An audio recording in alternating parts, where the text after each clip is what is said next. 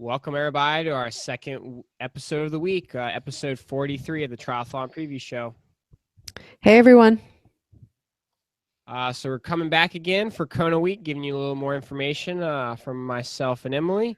As always, we're sponsored by the Rudy Project, so check them out online, and you can use the code TRIPREVIEW for a discount.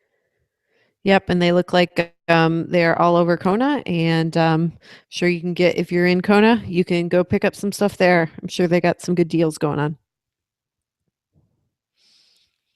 All right, we'll start with just a thought.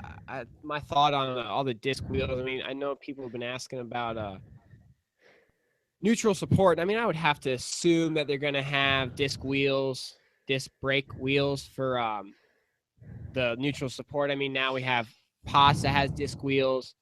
We have the Cervelo, the Diamondback.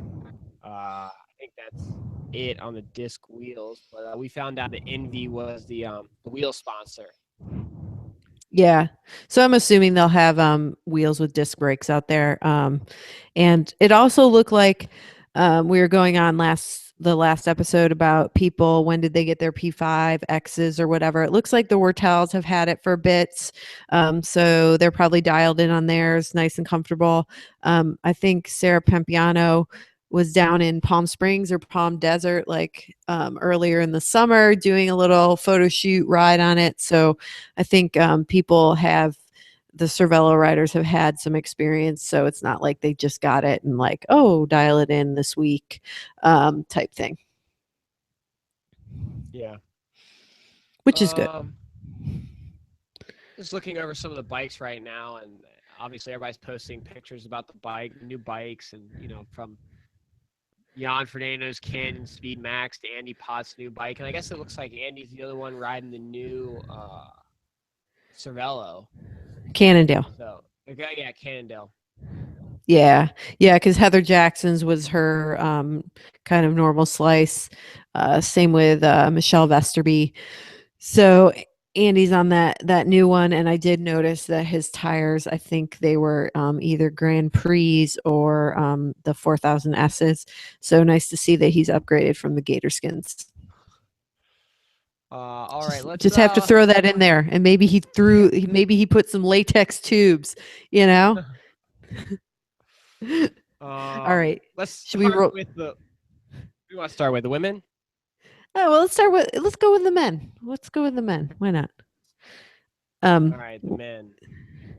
Yeah. So, I mean, I'll start at, it seems like you have your normal kind of favorites: Jan, Sebastian, Tim O'Donnell, Andy Potts, Andreas Raylert, is he healthy type thing. And then I'm thinking that Frederick Van Leert, I sent you that picture. He looks really fit. So he's either really fit or anorexic. Okay, well, he looks very, very, very fit, as we say, and so he's either weak or he's at the perfect point and he's going to do well. And I also did see a picture of him on his new Cervelo, and his position looks so much better than it did a couple years ago. So I gotta think he's dialed in, and he's had a quiet year, so he's kind of like my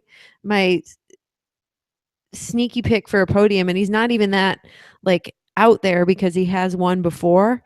But I don't know, maybe he's just dialed in this year. Just kind of my thought. And also I was telling you, I think Tim Van Berkel, I think he overdid it last year, kind of trying to move, 7th in 2014, and then trying to be really, really good last year, and just he ended up shitting the bed basically, and put too much pressure on himself and almost tried too hard. And I think he might be in a good place this year too. I don't know if he'll finish on the podium, but I think he could definitely be, higher up in the top 10. Yeah, you mentioned that it's like people that finish right inside the top 10, they're just glad to get on the money. And then you were mentioning something about, getting to that 7th area. It's like you missed the podium, and it's like, oh, what can I do just that little bit more to have a shot to be on the podium? And you're going back and looking at previous races, and it's like the following year, those 7th place guys or women are just downhill. Like they try too hard and they fall off. Yeah, and I think I mean that it's obviously easier said than done because everybody wants to do well, but I think like the reason you got seventh is what you're doing is right. And if you keep doing what you're doing, you're probably going to get faster. I mean, endurance sport isn't that scientific. Like the more you do and the more years under your belt, as long as you don't go overboard, you're probably going to get faster. And I mean, in this race, it's so, you know, you're a teeny bit off. You might be 12th, whereas you could be 8th. So I think sometimes, like, if you try too hard to make things happen, that's when things don't happen. And I think you see it all the time in Kona where people are just like trying so hard at hour 3 and it's like, dude, you've got like 5 or 6 more hours, like just let it happen type thing. And I think the people who just kind of roll with it and are smart are the ones who finish near the top or closer to the Sometimes top. it's just luck too, right? Like those seventh place guys might have done everything they needed to do. They might have, like, oh, I could have done this or this. And then just like somebody got lucky that day or had a better day, stay ever. So it's like then they could do the exact same thing next year and then they finish fourth. It might not be any different mentality they need to do or physical training. It's just Right. about coming and doing the exact same thing every day. Right. And I think a lot of times, you get seventh and maybe you're the top American, kind of like, Liz Lyles in 2014. And, you get a lot more media attention and you might feel just a little bit more pressure to kind of like do better or the same as last year, and it kind of backfires a little bit. And you have to go in with a mentality of just like doing the best you can on the day and seeing where that lands you. And like you and I were saying before we started recording, like if you watch all these pre-race interviews, like everybody says that, but it's like what really happens when you get out there and like there's a gap on the swim or something didn't go right or you dropped your shoe in transition or it's like that's the kind of stuff that if you freak out about it, it could cost you more time than actually just picking up your shoe and putting it on or things like that, or like people even running through transition and forgetting to take off their swim skins, like that happens, so because they're like have to stay with the pack. So it's just that kind of relaxed urgency that you need, not just urgency. Yeah, I think anybody in the 2 range. I mean, when you talk about if you're first American, I mean, we had Ben Hoffman, right, 2 years ago, and Mhm. then last year he fell off. Um, you're always thinking what you can do differently when you're not first. What can you do differently to be first? And sometimes it might not be anything, but Right. you do something different and Just it hurts you. I mean, you always need to change it up to make sure you're getting all the gains you can, but overdoing it is a totally different thing. right. Yeah. And I mean, Luke McKenzie, like I think he's someone to look out for. I think he knows how to do well at this race. And often see with him, like he had an off race last year at Kona and then he had a great race at Western Australia, kind of had an off race at 70.3 World. Like it might be kind of his time to have like an on race. Like maybe those off races kind of like refocuses him and it's like, okay, let's just do everything I can in my control to get it right. And then, you know, it goes well. I mean, there's just so many people on this list, on this men's list that could be in the top 10. I think, if you boil it down, there's probably only 3 to 5 that could actually win. But there are just a whole slew of people who could be in the top 10. I mean, Joe Skipper, Lionel Sanders, I think can definitely move his way up. I mean, even like Trevor Wortell on like a really good day, I think he could move his way up because I think he does well in the heat. It's just, Tim Don, Boris Stein, like Andy B from Germany. I can't say his last name, but the really good swimmer cyclist. Like he finally had a good run in Frankfurt this year. Tim Reed, Jesse Thomas, like the list goes on. And, I think we'll see. You always kind of see at the start, like who's kind of carrying an injury. We don't know those things. And I haven't heard anything from the island. So it's so hard to make picks, I Yeah, it guess, is is very what I'm hard. trying to say. It is, and I think where I look is I bring up Andy Potts like every year, and whatever, he's American and I'm American. We all like an American to get back on first, but you can see every year, every recent year, he's always up there. And I think this year you saw him change something that wasn't his training. He realizes his training puts him basically right where he needs to be. I mean, and slight adjustments, but he's making changes in his equipment hopefully to to make up the time that he's lost. And I feel like he's smart enough to realize that I'm doing everything I can physically and my training's perfectly fine for what I'm doing, and this is the best way for me to succeed, but I need to get advice in other places, either it be more aero or equipment choices, or maybe going easier on the swim so I'm swimming behind people instead of front of people. I mean, all those little things add up, especially in an Ironman. And to me, it seems like he's going down that path instead of, oh, I should change X, Y, and Z about my training. I need to change X, Y, and Z about other things. Right. And I think Andy is an athlete. I mean, I knew him in college. Like, he is a confident athlete. So, and he's not someone who's going to look at other people and get nervous or say, "Oh my god, that guy looks so fit," or "He looks so fast." Like, Andy is very confident, and I think he races that way. And I don't, I think he's going to do everything he can to be right there. And, like, honestly, I think it'd be great if he could win. But I think if he finished on the podium and executed a great race, I actually think he would be pretty jacked. I think Oh, he for sure. I mean, finishing fourth 2 years in a row, he just really wants to be third. Right. And, I mean, we have people like Ben Hoffman and Tim O'Donnell. I mean, there very well could be, like, if the day goes the way, a really good way, like, there could be like two Americans on the podium instead of two Germans like there were last year. You don't know how Frodo actually feels after doing two Ironmans. And I know he didn't do Lanzarote in like a super fast or like hard effort. It was more like a training day or something. But I mean, you just don't know until you get kind of deep into that marathon. And I mean, Sebastian seems really keen to like put together a great race, and he seems to be riding a bit more like Sebastian this year. So that's always dangerous.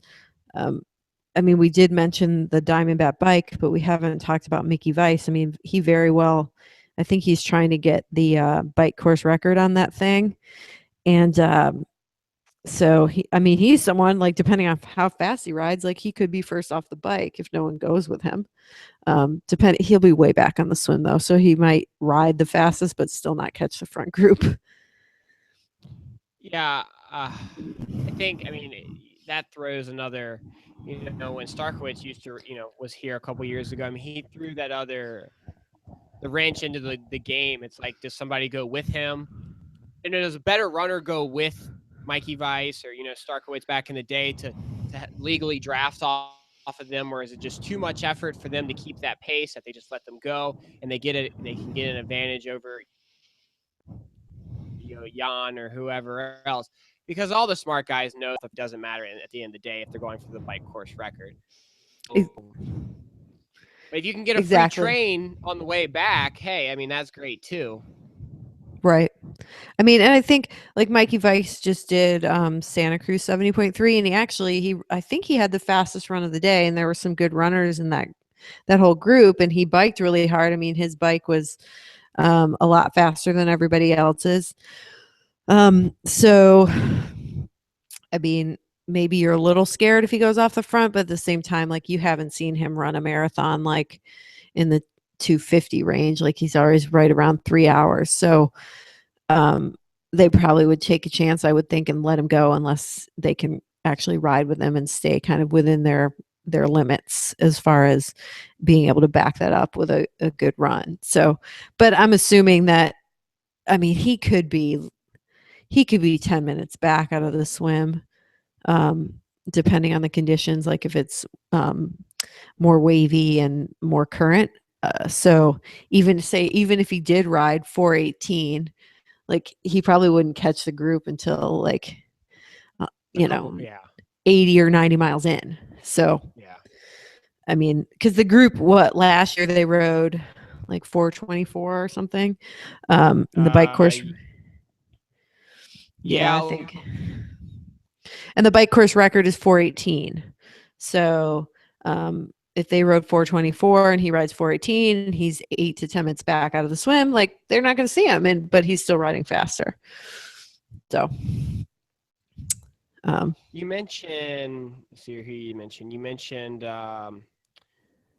Joe Skipper and like Trevor Wortell, and those are two guys that are like further down the start list, and usually all the top names are near the top, the favorites. I mean, definitely two names. Is there anybody else you feel like is down there that can play a factor in the top 10? I mean, Bart Arnouts has finished in the top 10 a couple times. I mean, I think that Jesse, I feel like Jesse Thomas is kind of downplaying. Um, but I think he's trained really well and wants to do really well. So I wouldn't be surprised to see him up there. I mean, when he races, like he's freaking fast. Like he's always around. So I don't. I think he'll say, "I just want to have a solid race," but like, dude, he wants to finish in the top 10. Um, I mean, Ronnie, the Swedish guy who won his one or Swedish, Switzerland. Ronnie's on there. Terenzo Bazone, third at Texas, hasn't really put together a good marathon and an Ironman. Yet he could do well, but then I saw something where he was saying he had some injuries. He's been training with Jan, and when he trains with other people, I feel like sometimes he goes really hard. It's like you can't do Jan's training. Um, Patrick Lang, like he won Texas, like how's he going to run? I mean, he ran 240, right? At Texas. Yeah, I mean, yeah, definitely. He ran fast, and I feel like he had a pretty good bike. But then I think he was in that pack, and I kind of heard he was Yeah. just sitting in the whole time, if I remember correctly. Yeah, I would. I mean that bike course with all the turns, like it's even harder than Kona. Like if Kona the wind picks up, like you're gonna have a little bit things blown apart, especially the last 50K or so. But I think you're gonna see all the major players up front, and I think you're gonna see some of them drop back and not have good days, and then someone like I mean Matt Russell's been racing a lot, so I don't know what kind of legs he's going to have, but I mean, he's just strong, and this is a strong man's race. So, you know, Ivan Rania, like if the conditions aren't too crazy on the bike, like he'll stay closer and he can run. Like he's run like 246 here. So, I mean, there's just a lot of people. I looked down at like David McNee, and he did really good last year. But I think he could be one of the guys that like he's young, he hasn't been here that much, and he might just be like, oh, if I had done X, Y, and Z this year, then he could come out or make a bad tactical error this year and be and further let down the list. and try to stay too close on the bike or something like that. Yeah. Oh, if Yeah. I just stay close from the bike is what I did last year, but then it's like, well, you physically can't do that and have the good run you need to have to get back to where you were last year. Right. The Kona weather, I think it's been a little bit more cloud cover lately. And I've been seeing like the temperature, people are saying the temperatures are lower, like it's not quite as hot as last year. So that might play a little bit of a factor too. But I mean, you'll have to see on race day. And if it's really blowing up by heavy, I mean, that just requires more efforts and you have to spend more coins, I guess, burn more matches out there on the bike course, which takes away from the run a little bit. Do you want to do picks? Sure. It's so hard, Uh, right? yeah, I know it is. It's kind of like at one point you just pick the favorites and it is what it is, or do you go down somewhere deep and pull up this wild card, and then if you're right, you can oh look, I picked this person, but it was a total guess. Yeah, I know. I mean, it is what it is at the end of the day, and yeah, we'll pick. What do you want to do? You want to do top 3 or top 5? Let's go. Let's just go top 3. You think? Okay, that's Okay, fine. you said you go first. I'm writing them down. Yeah. All right, I'm going Jan, Uh-huh. Potts, and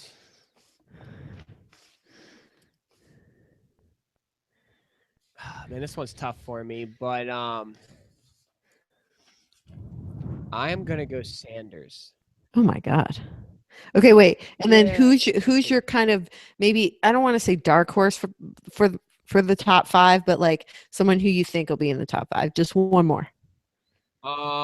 let's go. I'll go a little further down the list, and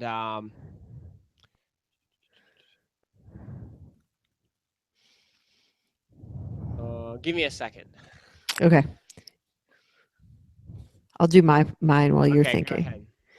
Okay. I'm gonna go Keenley, Potts. Ooh, I know. Frodo Jan and third. Mike. Yeah, and my dark horse for the top 5-ish is Tim Van Berkel. Okay, I'll go Joe Skipper for my top Okay. 5. Okay. So that's All right. interesting, actually. Let's talk about that for a sec. Just the So how do you think it's gonna? So you have Jan third, and Yeah, I to know that's me, kind I of feel stupid. like, well, no, I'm not saying it's stupid. No, no. So I feel like it's either win or nothing for Jan, just because of how the race is gonna go for him. Like he's gonna lead out of the swim. I don't see like too many people biking past him. I mean, yeah, sure, you might have Sebi might bike past him, but you're not gonna have too many. Then the run, I mean, I feel like he's good as anything on the run. So I guess where do you see him falter from the beginning or? I think okay. I think he did 2 Ironmans and he did Roth really fast. And I think at the back end of the marathon, I just like he almost got caught last year by Rayler at the back end of the marathon. And then he pulled it back out. Maybe Rayler charged too quickly, or you know what I'm saying?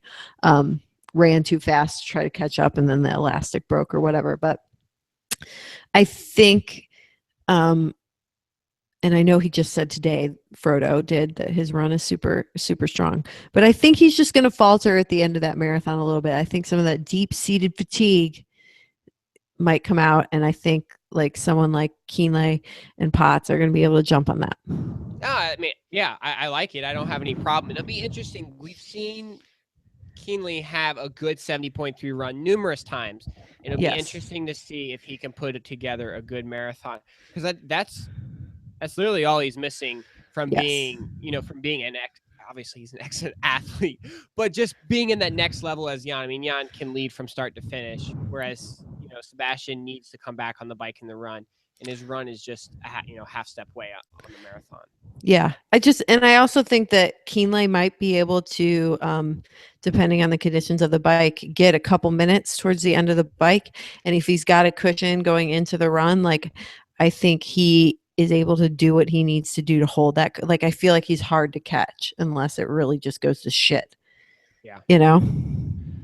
All right, So let's move on to the women's race. Initially when we talked last time, I was like, look, the men's race is it. Like it's gonna play out like it always plays out, and I feel like the women's race is more intriguing.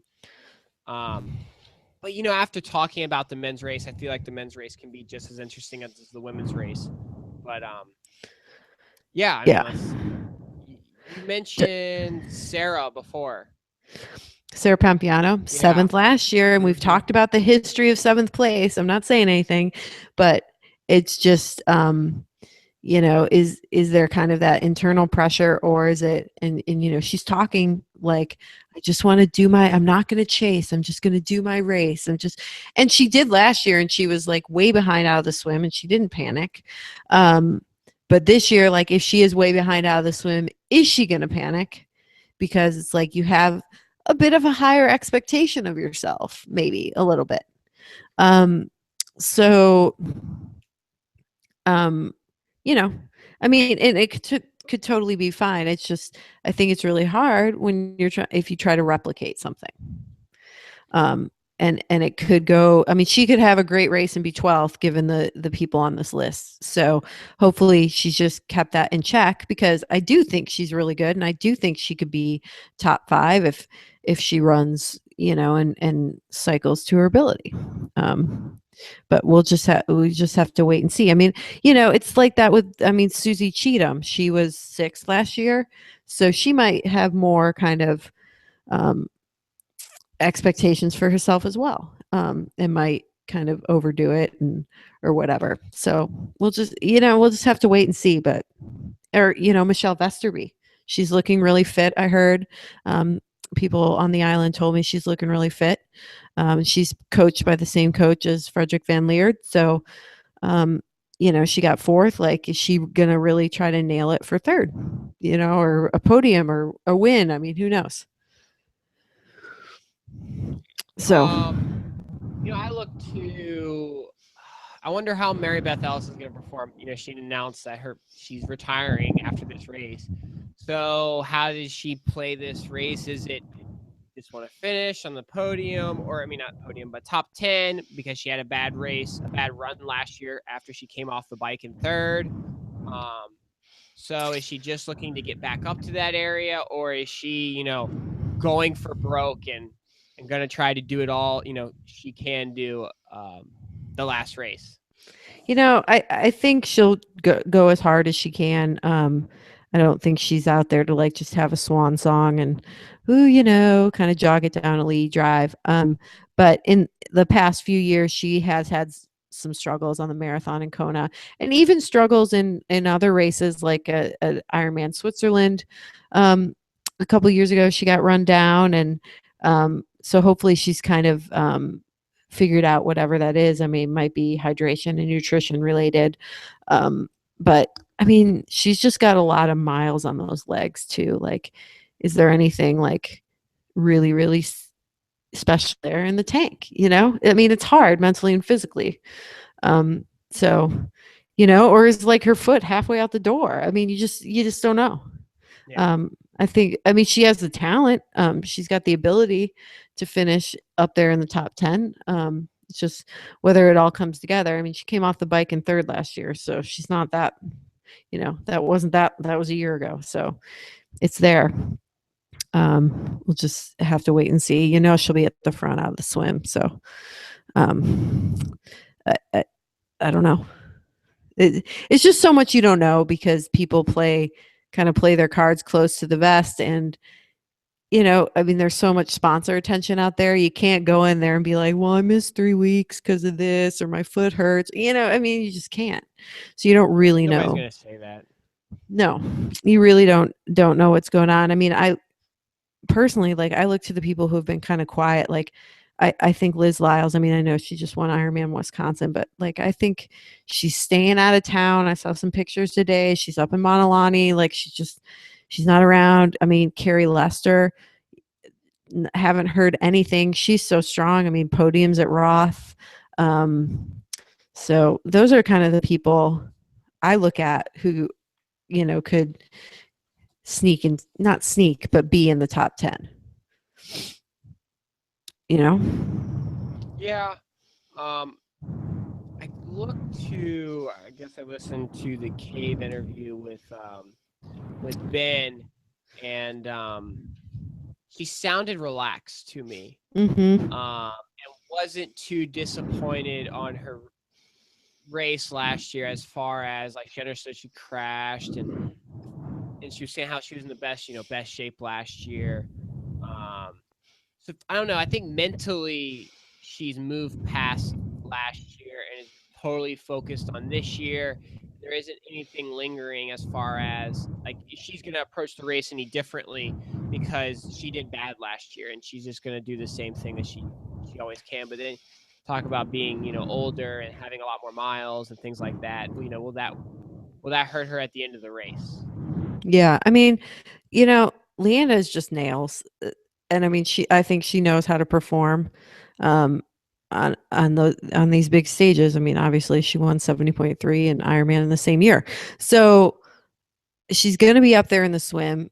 Last year, even after she crashed, she wasn't afraid to nail it and only pulled out at like 90 miles because like basically her whatever side she fell on, like she just couldn't go on anymore. But like she was near the front, like she looked great. So she's got it, and she's run solidly and before, and when she is near the front, like it's hard to run her down.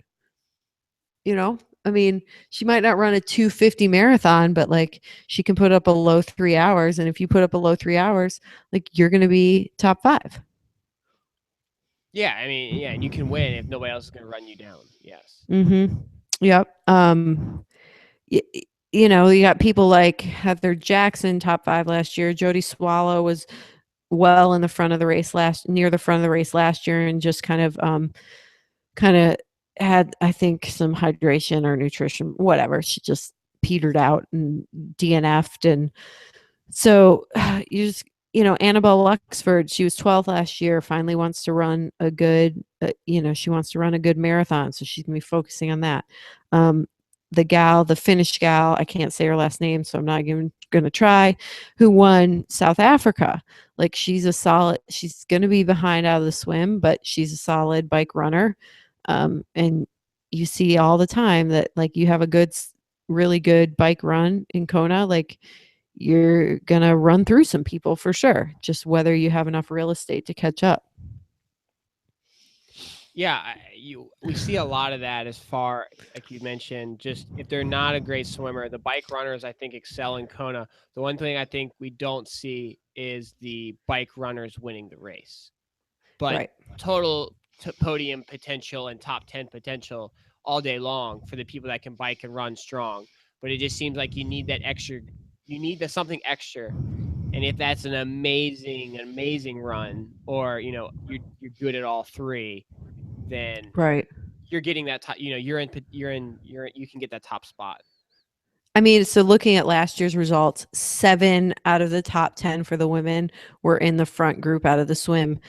Susie Cheatham was like a minute and a half down. And then the only 3 who kind of ran their way up from more than 5 minutes down were Heather Jackson, Sarah Pompiano, and Lucy Gossage. And then everybody else just kind of ran out of room, like Asa Lundstrom. We haven't talked about her. She was 11th last year. Um, you know, uh, Beth Gertis, I mean, she didn't have that great of a run last year, but like everyone who kind of swam in that 105 range, kind of, they didn't catch up. And last year was kind of weird with it had a lot of kind of high profile DNFs, Rennie being out and that type of thing. So like someone, you can't look past Mel Hochschild, and she's been saying, I'm going to be patient and I'm not, I'm going to be smart, but she races hard. And if she burns too many matches chasing too soon, like it's not going to end well. So if she is patient, I would be worried about her. But the one thing that can kind of is, I guess, her strength is what a tenacious competitor she is, but that's also like kind of a negative too, because she can be too impatient sometimes. Yeah, and of course, like Kona, that's what matters, being patient. But that's her Yeah, because strength you, too, though. So, like you said, yeah, and I don't know how she's gonna. I mean, it's saltwater swim, non-wetsuit. Um, like at 70.3 world, she was a bit behind that chase back. Like she had to catch up to Heather Wortel and those people. Like, and depending on the swim conditions, like she could be further behind than she thinks. Like, what's her mindset going to be if she comes out and the gap is 8 or 9 minutes? Like, is she gonna freak out, or is she gonna just stay calm, stay steady, get the work done? Everything kind of breaks up after 56 miles. Like people kind of start to show their cards. and people start to fall off. So if she's patient through that, I think she could do really well. We haven't talked about Heather Wertel much. After last year with her that freak mechanical, where her Di2 just stopped working. I would really like to see her do well and have a solid one out there. And I think she's capable of it. It's just whether how the heat management is on the run for her. And if it's a cooler day, like that's just great for her. Yeah, yeah. I mean, it's cooler. Wartel can definitely stay in the race the whole time. I'm looking at Julia from Germany. She had a strong Ironman Texas, and Yeah. she's been strong here before though too at Kona. Yeah, I think she's Um, what been sixth maybe. She DNF last year. yeah, going back to 14, I think she had a pretty good year. I possibly think it could have been top five. Yeah, I think you might be right. No, it Yeah, I was mean six. she's You're right. sixth. Yeah, six. I mean, but you're looking behind Miranda, Reef, Joyce, Swallow, Stefan. I mean, if that's the people you're behind, I mean, already you're taking, Joyce and Stefan out of that race. So, Yeah. I mean, that's interesting too this year is that both Joyce and Stefan, people have always been, contenders in the top five are not racing this year too. And Blatchford, I mean, she's been on the podium twice. So she's not racing too. So there's definitely a chance for people um to get a podium for sure. And it's just going to be who's going to capitalize on it and who's smart. And I do think you need to be near the front out of that swim. Whether you lose a couple minutes on the bike, that remains to be seen. But definitely having a, like we said, you can't lose it. You can't win it on the swim, but you can definitely lose it. So you can't let those gaps get too big. What about just forgetting who? Camilla Peterson too. She was up near the front and faded a little bit on the run. She had broken collarbone over the summer. Same with Lucy Gossage, who was 10th. So we'll be curious to see how they go.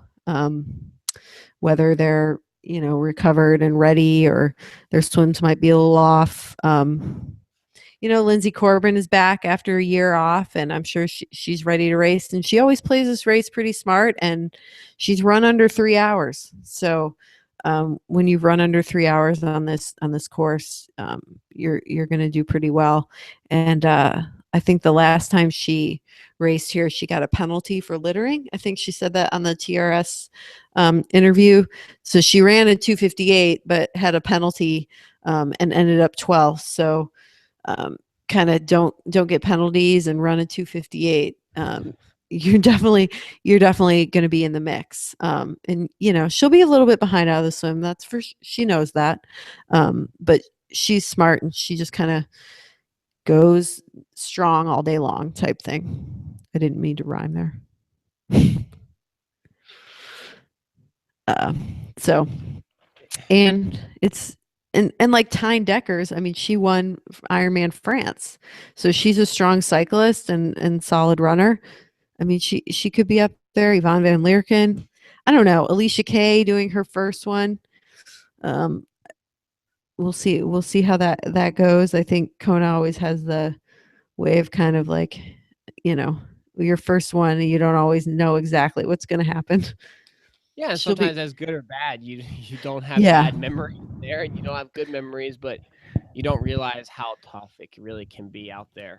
Yeah, and she's going to be, near the front, or at the front, out of the swim.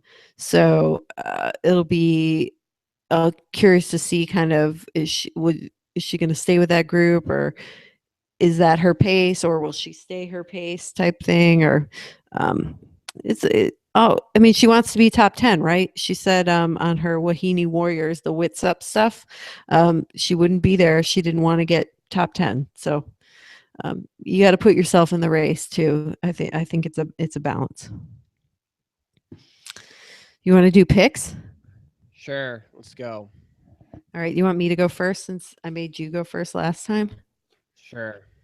Okay. I'm gonna go Carfrey. Carfrey. Uh, Reef. This is so vanilla. Um, Hoschilt. That's so boring. That's what everybody's saying. Well, at least you could say you're right when it happens. Yeah. All right. All right, I'm gonna go Carfrey, Swallow, and Cave. You think Reef is not going to finish in the top 3, huh? Yeah, I'm well, I'm not hoping, but my thought is I will know on the bike. I will Okay. know in the first 40 miles of the bike if I'm right or wrong. If she can't break away from people like she has done in the past, then I I feel like she's still tired. If she breaks away, then I hope people can run her down. Yeah. Is kind. I think she's not gonna have that extra Yeah. You could be right. gear on. Who's your dark horse?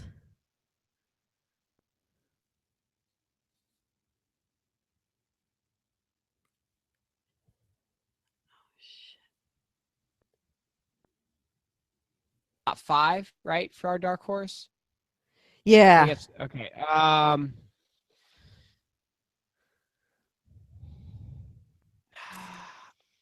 I think she could be too far behind, but I'll go with Jody Robertson. Oh, really? Wow. That's a risky one. Not risky, but you know what I'm saying? Oh, it's definitely risky. Um I'm going to go with completely off the wall Frades, the Spanish girl. yeah, okay. Spanish woman, excuse me, Spanish woman. Um, yeah, we'll see. I don't know. There's so many, you know. I think Anya Baranek. I mean, we didn't talk about her too much. We didn't even talk about Reef too much. It's kind of like if Reef is on, like You know, she very well could win. If she's not, like she could be anywhere from 3rd to 6th. well, yeah. I mean, I think we didn't talk about Reef a lot. We didn't talk about Carfrey a lot. But the thing is, everybody knows who they are. I mean, they're gonna win it. They're gonna win it one way and one way only. Reef's gonna win on the bike, and she's gonna hold on the run. Carfrey's gonna win it if she races by everybody in the run. I mean, it, the story's set and done for those two. It depends Right. how everybody else can win the race or get on a podium. Right. I mean, to me, that's the way I see it. I mean, they both have their cards and they're both great, but they really only have one card each, at least they've shown in the past. Yeah, it's not like Miranda's gonna like totally redo her race strategy and fricking swim with the front group and bike away from them and then cruise a 305 to the win. Like that's Yeah, not no. yeah. Like And it's the same. people that are swimming in the top group have more. I don't want to say more cards to play, but I feel like they do, because they're already there. So they okay. Do I stay with that top group a little bit, or do I hang back and let the top group like away from me and try to run them down? There's more cards to play. Whereas if you're in the melt range, there's only one card to play, and that's to go get everybody. And it just depends patience, right? When do you start to go get everybody? Do you start to get everybody halfway through the bike, on the run, at the beginning of the bike? 3/4 of the way through the run. You have just that's a strategy. Racing from the front. I mean, that's guts. Yeah, yeah. I mean, and you saw Jody Swallow, right, in Oklahoma City. I mean, she looked pretty good on the run. It was super hot and humid. I mean, she didn't look really labored, and I mean, she had a good lead, so I'm assuming that she probably pulled back a little bit, so as to recover a bit faster. Yeah, I mean that's kind of why I picked her. I felt like she had a good race, and I felt like she could when I saw her on the run and just her gap to Stefan, I would have hoped that she would have saved a little bit. And the conditions were hot and humid. The conditions were also windy. I think that experience played that helped her. And if it's windy or if it's hot and humid, obviously it will be hot and humid. But if it's windy, she just raced on a really windy course and she's ready. Yeah, I mean, it was so windy that when we were riding the crosswinds in Oklahoma City, this is a bit of an aside, but um, my knee would kind of like hit my top tube when I was pedaling a little bit because the wind would catch it a tad bit, and I had a bruise on the inside of my knee after the race. So Uh, that's how windy it was because you were kind of leaning the bike over into the wind, oh, and I then was definitely leaning my bike over. yeah. So I mean, it was really good practice because it was really hot and really humid and like super windy, and it was the entire way back was straight into the wind, which is a lot what can happen in Kona kind of once you hit Monolani. I think you have about 20 miles or so back into transition, or 25 at that point. I mean, and it can be straight into a headwind, and that is a big mind fuck, especially if it's towards the end of an Ironman bike, and you're at like mile 90. Like that just sucks. So she got good practice at that. Yeah, I mean, weather will definitely play a factor in the race, and like you said, it could be cooler, it could be not windy. We'll just see what happens on race day, and that could throw a lot of people for a loop, especially the rookies. Yep. Yep, for sure. Well, I'm sure we'll all be watching intently on Ironman Live, and hopefully like the feed doesn't go down or anything. The coverage Yeah, is usually pretty great for this race. I'll give them credit for that. It's yeah, they do good coverage for one race a year. That's yep. okay. Yep. So we'll see on Saturday how wrong or right we are. Well, thanks everybody for joining. Thanks, everyone.